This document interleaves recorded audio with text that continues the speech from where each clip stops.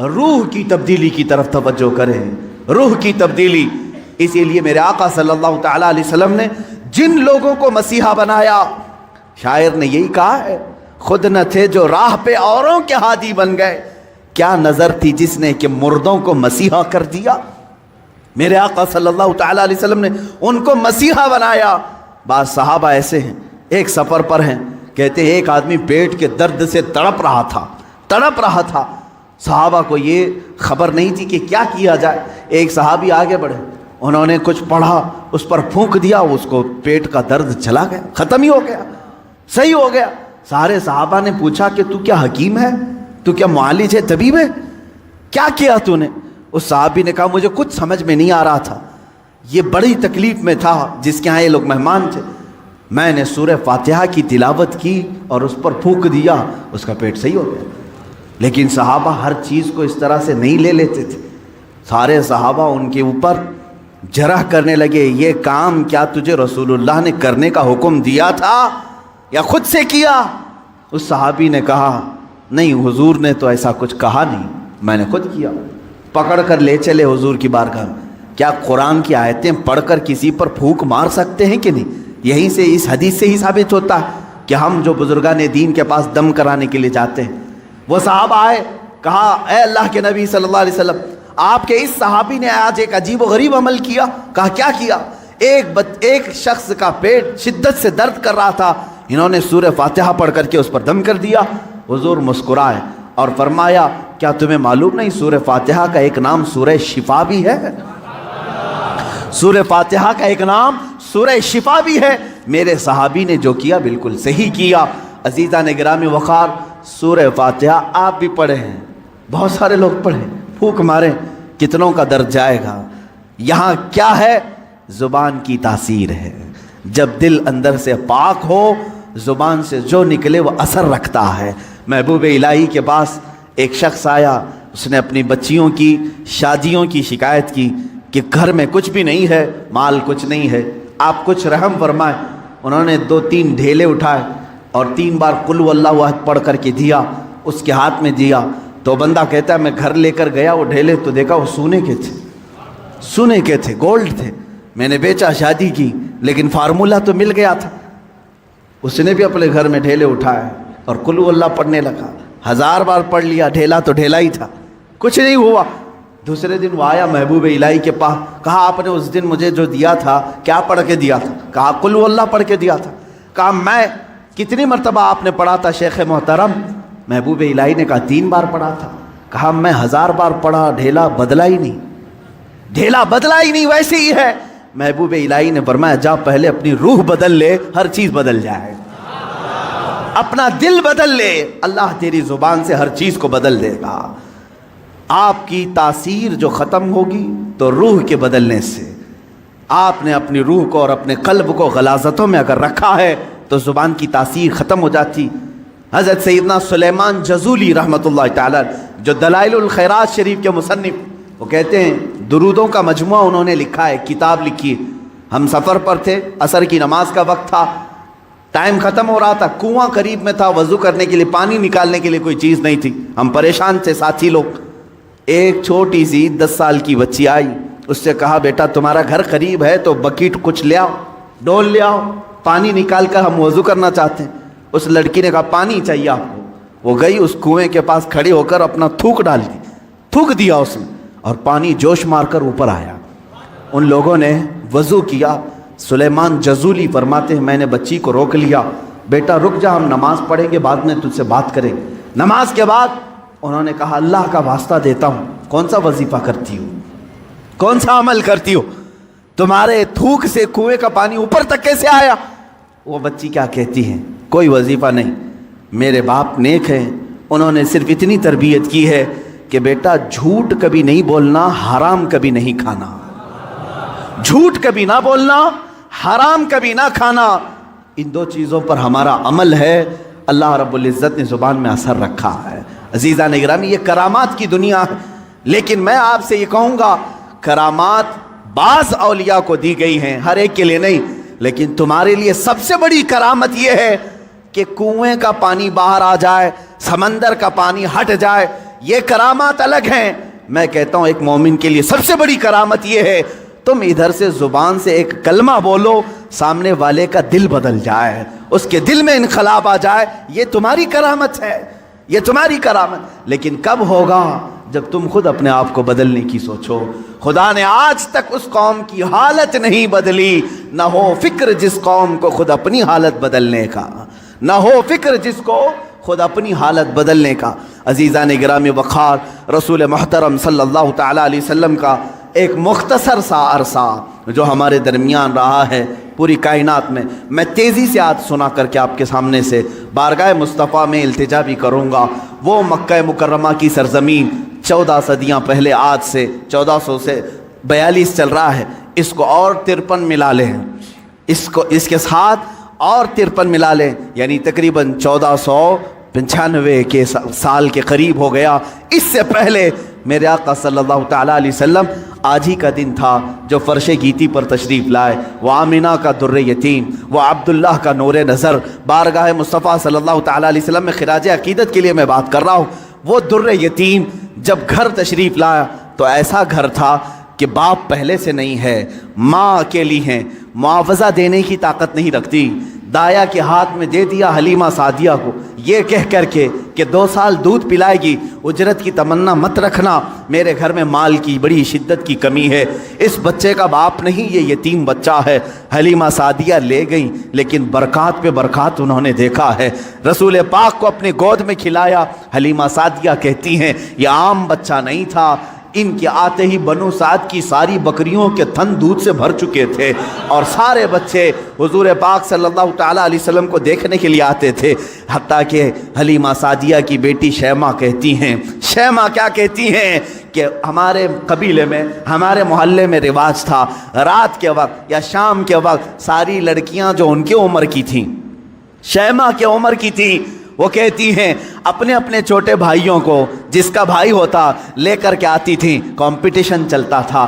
بہن اپنے بھائی کو دکھا کر کہتی کس کا بھائی زیادہ خوبصورت ہے. ہر خاتون, ہر بہن اپنے چھوٹے بھائی کی گود میں لے کر اس کے ناک نقشے بیان کرتی, ارے میرے بھائی کی تو پیشانی بڑی چوڑی ہے, یہ خوبصورتی کی علامت ہے. کوئی کہتی میرے بھائی کی تو آنکھیں بڑی جھیل جیسی ہیں اور یہ بڑا خوبصورت ہے.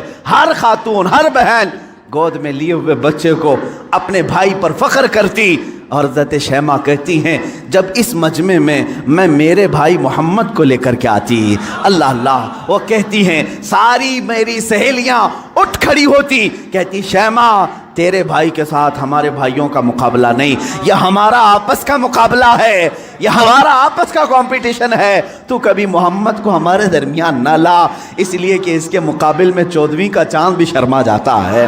یہ بنو سعد کی خواتین کا کہنا ہے. حضرت شیمہ کہتی ہیں اس مقابل میں کبھی رسول پاک کو لے جاتی تو وہ ایکسیپٹ نہیں کرتی, کہتی کہ شیمہ تیرے بھائی کے ساتھ ہمارے بھائیوں کا مقابلہ نہیں. وَأَحْسَنُ مِنْكَ لَمْ تَرَ قَطُّ عَيْنِي وَأَجْمَلُ مِنْكَ لَمْ تَلِدِ النِّسَاءُ, یا رسول اللہ آپ سے زیادہ حسین میری آنکھوں نے دیکھا نہیں, آپ سے زیادہ جمیل کسی ماں نے جنا نہیں. وہ 2 سال کی عمر پاک میں حلیمہ سعدیہ دوڑتی ہوئی واپس مکہ لے آئیں اور حضرت آمنہ سے کہا میں نے 2 سال کا عرصہ آپ سے مانگا تھا, لیکن 6 مہینے اور بڑھا کر کے دے دو, اجرت بھی نہیں چاہیے, معاوضہ بھی نہیں چاہیے. لیکن حضرت بی بی آمنہ نے اپنے پاس اپنے صاحبزادے کو رکھ لیا. 2 سال کے عرصے میں گھر میں کتنے افراد ہیں, کون ہیں؟ باپ نہیں ہے, دادا ہے عبد المطلب, وہ بھی بڑھاپے کو پہنچے ہوئے ہیں. رسول پاک صلی اللہ تعالیٰ علیہ وسلم اپنے دادا کی سرپرستی میں ہیں. 6 سال کی عمر میں اپنی ماں کے ساتھ ننیحال کا سفر کیا, مدینہ کا سفر کیا. اس وقت جو یثرب تھا وہ حضور کا ننیحال بھی ہے, نانی کا گھر ہے. حضرت آمنہ کے ساتھ گئے 6 سال کی عمر میں. جب حضرت عبداللہ کی ایک کنیز ایمن ساتھ میں ہے, کوئی نہیں, 3 لوگوں کا یہ قافلہ پیدل مکہ سے مدینہ گیا ہے. مدینہ سے واپسی ہو رہی ہے. مقام ابوا میں بی بی آمنہ بیمار ہوئی. بی بی آمنہ سلام اللہ علیہا اتنی شدت سے بیمار ہوئیں کہ وہ چل پھر نہیں سکتی تھی. اسی راستے میں وہ رہ گئیں اور اس کے بعد اپنے نور نظر کو قریب بلایا اور کہا اے محمد میری آخری سانسیں ہیں. 6 سال کی عمر پاک میں رسول پاک صلی اللہ علیہ وسلم نے اپنی ماں کی آنکھیں بند کیں اور ان کی روح قبض انصری سے پرواز کی. وہ 6 سال کی عمر میں अपनी मुक़द्दस माँ का जिस्म मुबारका उठाते हैं, कब्र में दफन भी करते हैं और अपने वालिद की कनीज़ के साथ वापस मक्का आते हैं। अब कौन था इस मोहम्मद अरबी के साथ? न बाप है न माँ है, वो दुर्र यतीम, पूरी कायनात के यतीमों का आका बना है, पूरे यतीमों का मावा व मलजा बना है। लेकिन अल्लाह ने उसे दुर्र यतीम पैदा किया। जब 8 साल की उम्र हुई, दादा का भी इंतकाल हो गया, अब्दुल मुत्तलिब भी दुनिया से चले गए। अब कौन था सिवाय एक चचा के, अबू तालिब के? अब कोई नहीं था। आपकी सरपरस्ती में रहे। जहाँ तक बात आती है अबू तालिब की, मैं कहूँगा बड़े अदब के साथ, ए लोगों, इस इख्तिलाफी मसले में कभी भी तीर मारने की कोशिश ना करना। बाज़ लोग अबू तालिब के कुफ्र के मुतालिक इसरार करते हैं कि वो काफिर थे, बाज़ लोग ईमान के मुतालिक, लेकिन जो हकीकत है वो अल्लाह के हवाले करो, अल्लाह के हवाले करो। रसूल पाक सल्लल्लाहु तआला अलैहि वसल्लम को उन्होंने जान से ज़्यादा तरबियत की है। यहाँ तक कि मक्का वालों से उन्होंने कहा था, जब रसूल पाक ने ऐलान नबुव्वत किया था, अबू जहल, उतबा, शैबा सब ने आकर कहा, अबू तालिब अगर ये तेरी निगरानी में ना रहे तो हम इसका कुछ से कुछ कर दें, तो मोहम्मद हमारे हवाले कर दे। जानते हो अबू तालिब, मुझे बड़ी तकलीफ़ होती है जब सिरे से कोई आदमी उनको बिल्कुल काफिर मुशरिक गर्दाने। मैं कहता हूँ कफ़े लिसान तो करो, ज़ुबान को रोक तो लो, जो मामला होगा क़यामत के दिन देखा जाएगा। हुजूर के चचा हैं, लेकिन इश्क की बात तो देखें, वो मक्का वालों से क्या कहते हैं। कोई मोहब्बत करने वाला ही ये जुमले कह सकता है। मक्का वालों से उन्होंने कहा, ऐ मक्का वालों सुन लो, तुम अगर मेरे एक हाथ में चांद रख दो, दूसरे हाथ में सूरज रख दो, तब भी मैं मोहम्मद तुम्हारे हवाले नहीं कर सकता। ये अबू तालिब के अल्फाज थे जो रसूल पाक के लिए उन्होंने फरमाए थे। मैं अदब से कहता हूँ, लेकिन फिर साथ में ईमान और कुफ्र का मामला अल्लाह के हवाले करता हूँ, इसलिए कि इस पूरी कौम को न जन्नत देना है न दोज़ख देना है, न क़यामत के दिन तुम्हारे हाथ में फ़ैसला है न मेरे हाथ में फ़ैसला है। अबू तालिब जन्नत में जाएंगे कि जहन्नम में जाएंगे, मैं कौन होता हूँ फ़ैसला करने वाला? ना आला मलाइका में से हैं हम, ना फरिश्तों में से हैं, बल्कि अल्लाह रब्बुल इज़्ज़त के हवाले है ये फ़ैसला, हर एक के जन्नत और दोज़ख का फ़ैसला। बहरहाल 12 साल की उम्र में अबू तालिब ने रसूल पाक को अपना साथी बना लिया। ऐसा मुझे बताओ, अबू तालिब पर जब भी बातें आएँ अदब के साथ कहो, अदब के साथ कहो। मैंने अबू तालिब को बहुत पढ़ा है, वो रसूल पाक को छोड़कर एक लम्हा भी नहीं रहते थे, एक लम्हा नहीं रहते। 12 साल की उम्र में जब उन्हें यमन की तिजारत पे जाना था, अबू तालिब ने इन्हें छोड़ा नहीं, रसूल पाक को तिजारत के सफ़र में साथ ले लिया। बीच रास्ते में एक जगह पड़ा हुआ, वहाँ एक राहिब था, ईसाई राहिब, और उसने देखा, चेहरे पाक को देखकर अपनी किताबों में पड़ी हुई सारी अलामतें देख लिया, उसने मेहमान बना लिया।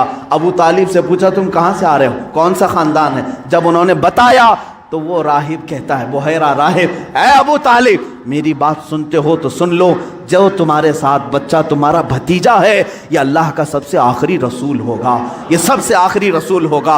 तुम जा रहे हो शाम या यमन, वहाँ यहूदी इसके जानी दुश्मन होंगे, वो बच्चे को मार डालेंगे, कत्ल करेंगे, लिहाजा तुम अपनी तिजारत का सामान यहीं बेच दो और वापस मक्का ले जाओ। अबू तालिब ने सिर्फ रसूल पाक की जान की हिफाजत के लिए पूरा तिजारत का काफिला वहाँ बेच दिया, वापस मक्का तशरीफ़ लाए। अबू तालिब ने 25 साल की उम्र तक रसूल पाक की ऐसी तरबियत करते रहे। मेरे आका सल्लल्लाहु तआला अलैहि वसल्लम की परवरिश में उन्होंने कोई फिरोगुजाश नहीं किया, कुछ नहीं छोड़ा। जब आपकी उम्र 25 साल की हुई, मेरे आका की शादी की उम्र है, ये शादी की उम्र है, रसूल पाक को सामने से पैगाम आया बीबी खदीजतुल कुबरा का, जो मक्का की ताहिरा थी। लोग कहते होंगे मालदार से शादी किया, बल्कि आपको ये मालूम नहीं, पूरे मक्का में हज़रत खदीजा का एक लक़ब मशहूर था, ताहिरा उनको कहा जाता था। हुजूर के पास जब उनका पैगाम निकाह आया, आपने एक्सेप्ट किया। आप सोचें, 25 साल की उम्र में 40 साल की खातून से निकाह करने वाला सिर्फ औरतों का दिलदादा नहीं हो सकता, वो भी बेवा औरत, 2 शोहर उन्हें उनके हो चुके थे, इससे पहले इंतकाल कर चुके थे।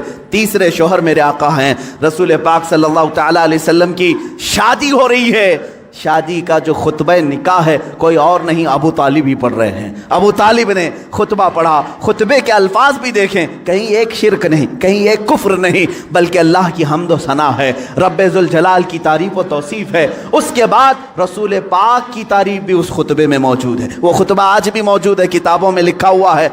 अबू तालिब ने जो रसूल पाक के निकाह में खुतबा पढ़ा था, کوئی اور نہیں پڑھا، چچا نے خطبہ پڑھا، اور اس کے بعد محمد صلی اللہ تعالیٰ علیہ وسلم کا نام لیتے ہوئے پھر سارے مجمع میں کہا یہ میرا عزیز از جان بھتیجا محمد ہے، اس سے زیادہ شریف پورے مکہ میں تم لا نہیں سکو گے، اس سے زیادہ حسین تم پورے عرب میں لا نہیں سکو گے۔ اس کے بعد کہا محمد کا جو مہر طے پاتا ہے وہ ابو طالب کے مال سے جائے گا، خدیجۃ الکبریٰ کو جو مہر دیا گیا رسول پاک کا وہ بھی ابو طالب کے مال سے دیا گیا ہے، رسول پاک کے اس چچا کے مال سے۔ اب یہ زندگی پاک ازدواجی زندگی ہے، میرے آقا سیدہ خدیجہ کے ساتھ 25 سال گزارتے ہیں۔ 50 سال کی عمر مبارکہ جب میرے آقا کی ہوئی، یعنی 40 سال کی عمر پاک جب تھی، تب اللہ تعالیٰ نے آپ کو حکم دیا اے رسول آپ اعلان کر دیں میں اللہ کا آخری رسول ہوں، بتوں کی عبادت چھوڑ دو، ایک خدا کی عبادت کی طرف آؤ۔ یہ حضور کی 40 سالہ زندگی میں جو انقلاب آیا، اب مکہ والوں کی یہاں سے ستم ظریفیاں شروع ہوئیں۔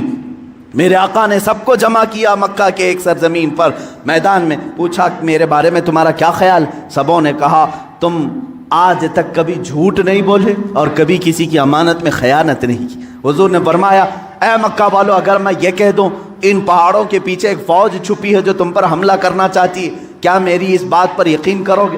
سارے مکہ والوں نے ایک زبان ہو کر کہا آج تک کبھی آپ نے جھوٹ کہا نہیں، اگر آپ کہتے ہیں کہ فوج ہے ہم اس کو بھی مانیں گے، ہم اس کو بھی یقین کے ساتھ تسلیم کریں گے۔ حضور نے فرمایا جب میری باتوں پر اتنا تمہیں یقین ہے تو سنو، میں تمہیں کہتا ہوں اللہ ایک ہے، خدا ایک ہے، معبود ایک ہے، مسجود ایک ہے، ہر ایک کے سامنے سر جھکانا یہ تمہیں زیب نہیں دیتا، اور میں محمد اللہ کا آخری رسول ہوں، اس کی طرف سے اخلاقی تعلیمات لے آیا ہوں، تمہاری روحوں کا بدلنے آیا ہوں۔ جب میرے آقا نے فرمایا سارے مکہ والے ناراض ہوئے، سوائے حضرت علی کرم اللہ وجہہ الکریم کے، کوئی اس میدان میں ایمان لانے والا نہیں تھا۔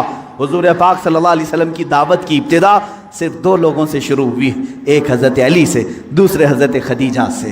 کبھی نا امید مت ہو، اپنی دعوت اثر کتنا رکھتی ہے یہ اللہ کے اوپر چھوڑو، بولنا سیکھو، آج نہ صحیح کل مولا تعالیٰ تمہاری اس دی ہوئی دعوت کو پائے تکمیل تک ضرور پہنچائے گا۔ 2 لوگوں سے دعوت شروع ہوئی، ایک علی سے ایک خدیجہ سے، لیکن وہ دعوت آج کہاں کو پہنچی ہے؟ آج تقریباً پوری دنیا میں 2.25 ارب لوگ 180 کروڑ کی تعداد میں مسلمان جی رہے ہیں۔